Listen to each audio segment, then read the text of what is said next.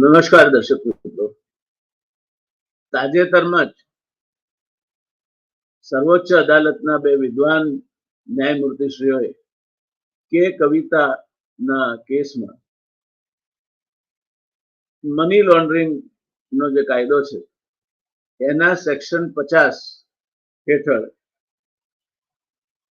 કસ્ટડીમાં લીધેલ જુબાની અથવા સ્ટેટમેન્ટ એ યોગ્ય પુરાવો નથી, તેમજ સેક્શન 45(1)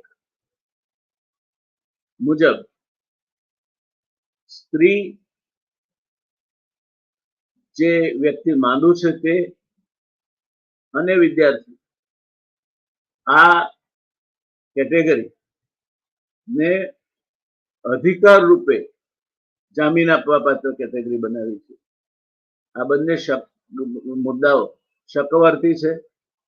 હજુ સેક્શન 50 PMLA એક્ટનું રિવ્યુ કદાચ થશે, હજુ એમાં પણ કંઈ ફેરફાર આવી શકે, પણ આ બંને મુદ્દાઓ એવા શકવર્તી છે કે એની સમજ આપણને મળી રહે તે માટે આજે આપણે વિદ્વાન વકીલ જે ગુજરાત હાઈકોર્ટમાં પ્રેક્ટિસ કરે છે શ્રી ઓમ કોટવાલને નિમંત્ર્યા હતા અને એમણે ખૂબ સરળ ભાષામાં સાહજિક રીતે જે માહિતી આપી છે તે ધ્યાને લેવા જેવી છે.